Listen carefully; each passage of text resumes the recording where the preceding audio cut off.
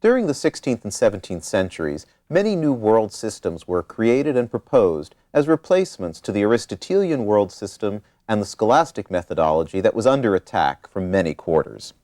One of the most celebrated of these new world systems goes by the name of the mechanical philosophy. The mechanical philosophy, in the simplest terms, envisioned the entire world and everything in it as a great clockwork, as a great machine that functioned by mechanical laws. It's an example of using a technological device, or whatever kind of device, as a metaphor for the entire world.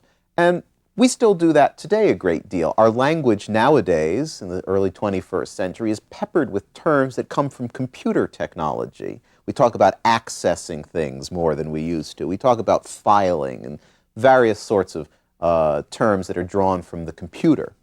Well, in the 17th century, their equivalent of the computer, of the supercomputer, was the clock.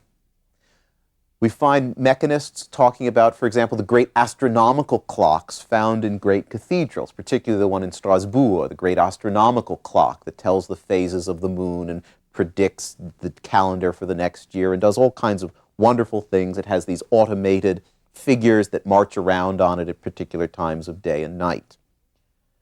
Well, it's impossible to talk of a single mechanical philosophy because there were probably as many mechanical philosophies as there were mechanical philosophers. There were nonetheless a few more or less characteristic properties of the mechanical philosophy. The first of these is that the ultimate explanatory principles are mechanical ones, namely the size, the shape, and the motion of the infinitesimal corpuscles or particles of matter that make up the world, their mutual collisions, agglomerations, and falling apart. Aristotelian qualities and Aristotelian substantial forms were rejected. What do I mean by that? Well, things like heat. Heat in a body is no longer a quality as it is according to Aristotle. It's caused by the rapid motion of the particles that make up the body beating upon our sensoria, on our senses, that make us sense something as hot. The substantial form in Aristotelian scholastic natural philosophy is the combination of all the qualities that make a body what it is. So for gold, it would be yellowness, heaviness, softness, ductility, malleability, that sort of thing. Substantial forms as well were rejected because all of these qualities are reduced to the properties, the activity, the motions, the size, the shapes of the small particles of matter of which it is made. Important point is that sensible qualities are no longer in the world out there, they're in the sensor. That is to say, honey is not sweet because it has a form of sweetness. It's sweet because its particles, the particles it's made up of, activate the tongue to give us the sensation of sweetness. So qualities come away from the external world and are put onto the sensor.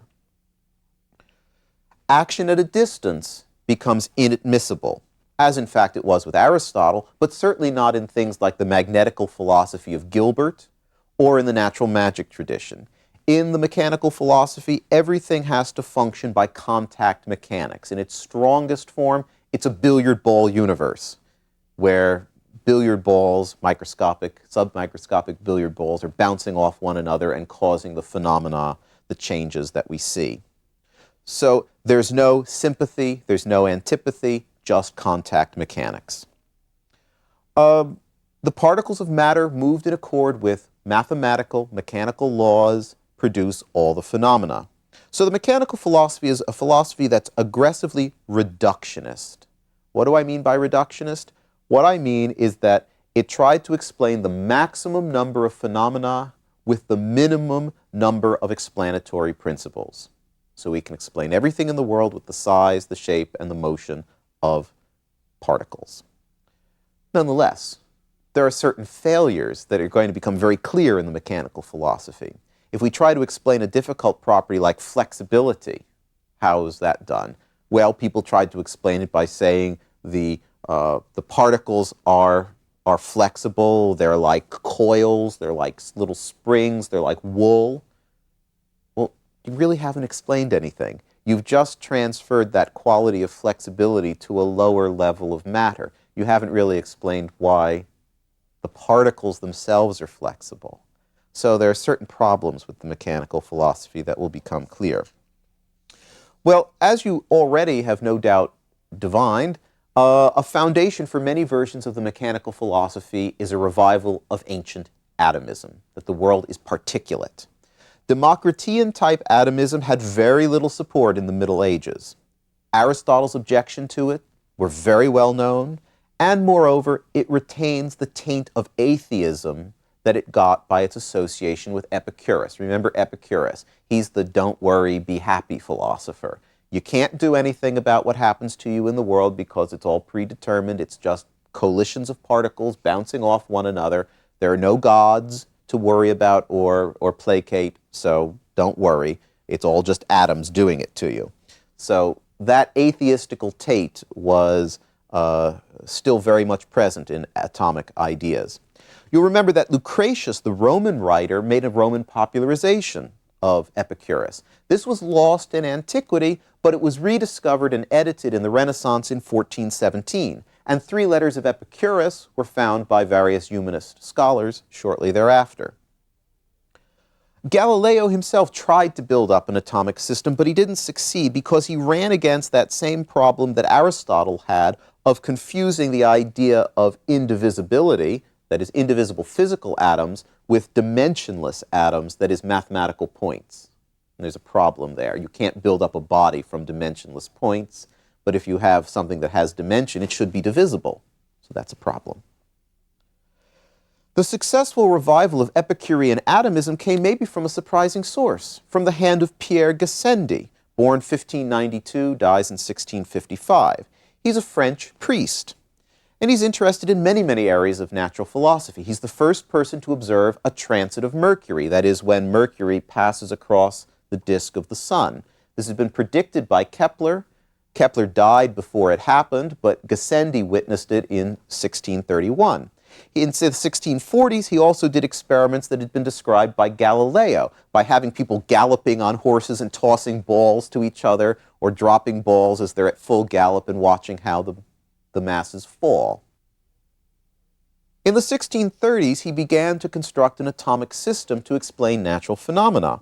This was eventually published posthumously in 1658 as the Syntagma Philosophica, which is this encyclopedic, massive work.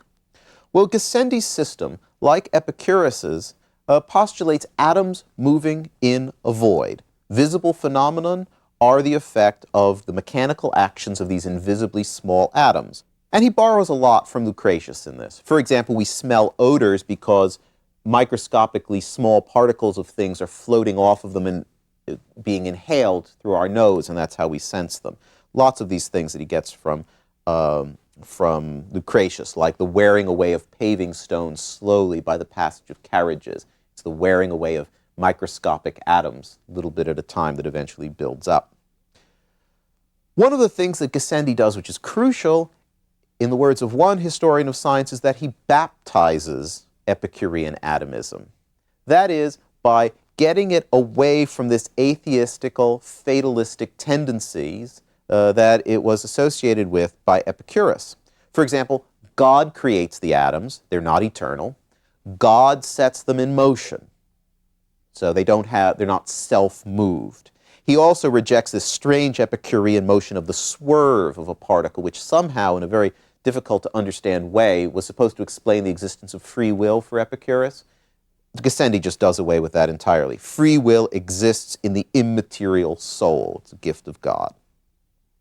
Now, Gassendi's system depended upon atoms in a void, but you didn't necessarily have to have a void in order to be a mechanist. Another kind of mechanical philosophy was proposed by René Descartes. And Descartes, who's an almost exact contemporary of Gassendi, he's born just 3 years later, he dies 5 years before Gassendi, he produced a comprehensive mechanical system with no void whatsoever. For him, the world is like Aristotle's world. It's a plenum. That is, it's completely filled with matter. Well, this comes partially from Descartes' definition of matter. He calls matter res extensa, meaning extended stuff. So the very definition of matter means that it's space-filling. The very definition of space means that there's matter in it. So logically, you can't have empty space because the matter actually defines the space. Descartes builds up his system, as we'll see, the way Euclid does. He's not an experimenter. He starts from first principles, the cogito ergo sum, I think, therefore I am, and goes from there to produce this comprehensive world system in the way from a mathematician does from proposition to proposition. Well, think about it for a moment. If the world is totally full, then motion is impossible. If I move from here to here, I either must leave a space behind me, well, I do have to leave a space behind me, and then I have to push something out of the way to take up a new position. Unless, of course, motion is circular, so that you think of these rings of things moving, where as one thing moves, it sets a ring in motion that fills up the space that's left behind instantaneously. As a result, Descartes' universe is full of these eddies, or vortices, tourbillons, as he calls them.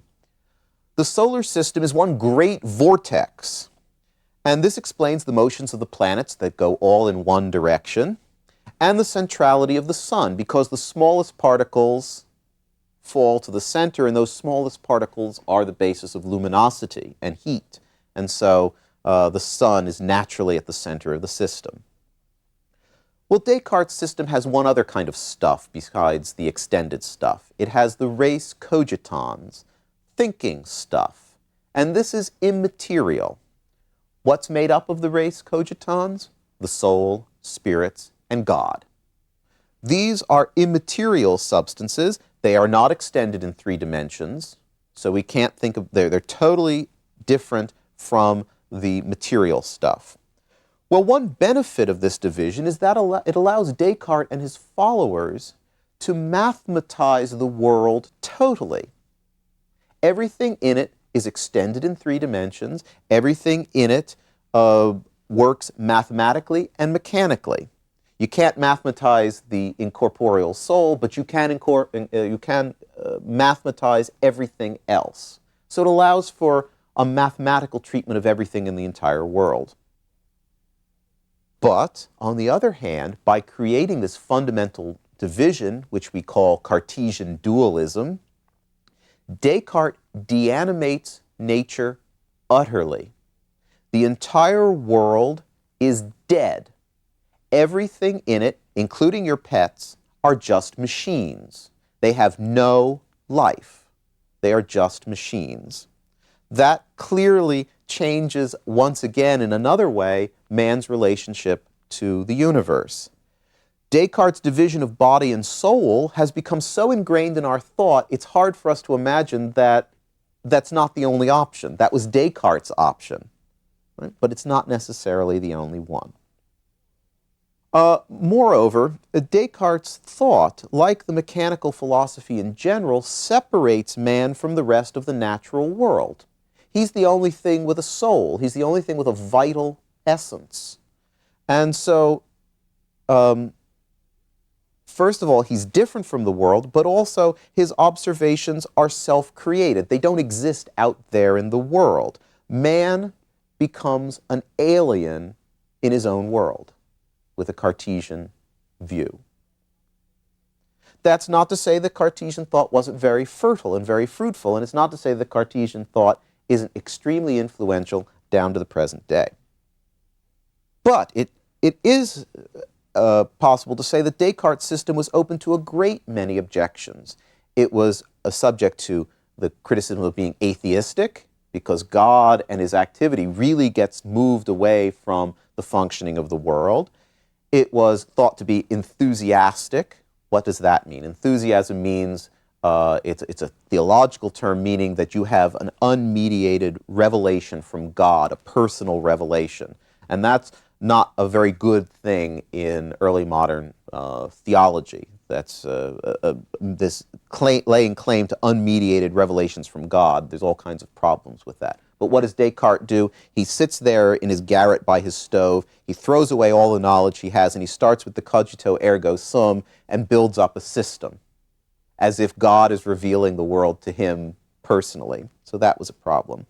But especially more than either one of these two was the seeming arbitrariness of his system. His explanations, like most of his system, tend to be a priori.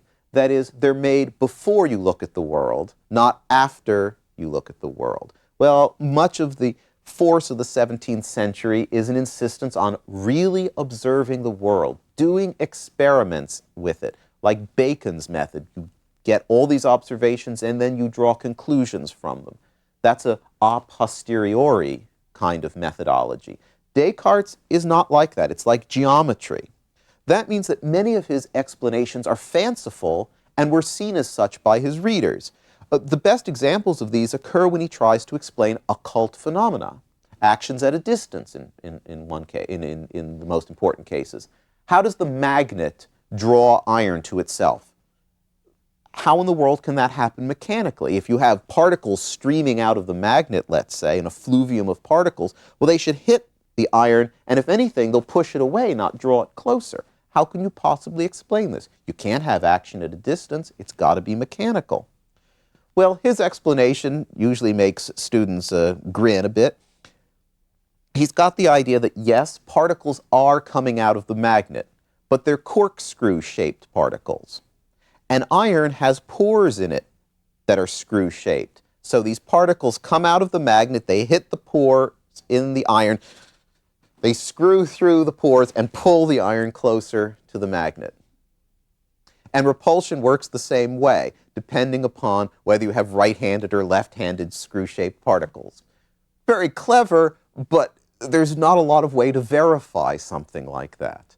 The power of Descartes' system seems to be that it is comprehensive, like Aristotle's old system. The issue of the void distinguishes the Gassendi view from the Cartesian view. And this issue of the void becomes a celebrated cause in the 17th century. Does a vacuum exist? Can a vacuum be produced? What are its qualities? Remember that Aristotle had argued vociferously against the possibility of a vacuum, just as he argued against the possibility of atoms. A vacuum cannot exist, he says. One of his arguments is that the rate of motion of a body is inversely proportional to the resistance of the medium through which it moves. So things move more slowly in water than they do through air. Okay? Well, if you have a vacuum with no resistance, there's no medium, then the speed of an object should be infinite, which to Aristotle doesn't make sense. It would get where it's going at the same moment it leaves. So a vacuum can't exist. That's only one of his several arguments. But in the middle of the 17th century, an experiment became highly celebrated, known as the Torricellian experiment. This was devised by Evangelista Torricelli, born in 1608, dies in 1647, so he had a very short life, only 39 when he dies. He's a student of Galileo's. Torricelli does this experiment in 1644, and what he does is this. He takes a long tube, about a yard long, closed at one end, open at the other. He fills it with mercury. Then he takes a bowl full of mercury, puts his finger over the end of the tube, and inverts the tube into the mercury. Takes his finger off. What happens? The level of the mercury in the tube drops as the mercury starts to flow out of the tube and then stops somewhere about 30 inches above the level of the mercury. This brings up two questions. One, why does the mercury stop flowing out of the tube? And why, regardless of the tube that you use, is it always at about 30 inches? Second question is, that space above the mercury, where the mercury has moved away from, what is it? What's in that space? These are the two questions that the Torricellian experiment brings up. Well, Aristotelians explained the arrested outflow of the mercury by recourse to the horror vacui, that is, nature's abhorrence of a vacuum. We still say today, as a sort of proverb, nature abhors a vacuum. Well, that's a sentiment straight out of Aristotelian natural philosophy. Meaning that nature so abhors a vacuum, it hates the idea of a vacuum being formed, that it stops the mercury from flowing out to prevent the creation of a vacuum. That space above the mercury is filled with some kind of subtle substance that presumably comes out of the mercury, but of course it's not a vacuum. Mechanists, on the other hand, used fluid equilibrium as the cause. There's an equilibrium between the height of 30 inches of mercury and the weight of our atmosphere. That is to say, that 30 inches of mercury weighs an equal amount as a column of air from the level of the basin of mercury to the top of our atmosphere. So the two are in equilibrium. What is above the mercury? It's a vacuum. Now, the Aristotelians can't, a strict Aristotelian can't accept the idea of a vacuum. He also cannot accept the idea of this fluid equilibrium because, according to Aristotle, the air has no weight. It's light, it's not heavy. It's positively light rather than having a weight. Essentially, what Torricelli invents, discovers, is the barometer. So he's measuring air pressure, the weight of the atmosphere. Now, a famous experiment was done a few years after that by Blaise Pascal. Now, Blaise Pascal lived in Clermont, in the center of France, in the Auvergne, near a very high mountain called the Puy de Dôme. What Pascal did was to make one of these Torricellian tubes, measure how high the mercury was in it, in his home in Clermont, put the barometer onto a wagon, and he has it carted up to the top of the Puy de Dôme. And he finds that there, the level of the mercury is now lower, which seems to argue that he's at a higher level, the air pressure is less, the fluid equilibrium now, there's less air to counterpoise the weight of the mercury, so the mercury is at a lower height. That seems to argue in favor of the mechanists, and it becomes an extremely famous experiment. Of course, Aristotelians don't immediately get convinced of this. They say, well, you know, the barometer gets shaken up a lot as it moves up to the top of the hill. How do you know that there wasn't some other cause for the decrease in the level of the mercury? Experiments often cause as many problems as they solve, or as many questions as they solve. And we see this again and again, and certainly in modern science to this day. Well, now that I brought up the topic of air pressure and the vacuum, I should talk about a very important, very fascinating character by the name of Robert Boyle. Robert Boyle was born in 1627. He lives until 1691. Some of his most important work was done, in fact, with the air, and he was a mechanical philosopher. He also happened to be a very rich man. He was the son, the seventh son, in fact, of the great Earl of Cork, who was the richest man for a time in Britain. So Boyle had the leisured life of a gentleman, and he was able to do lots of experiments and follow his interests.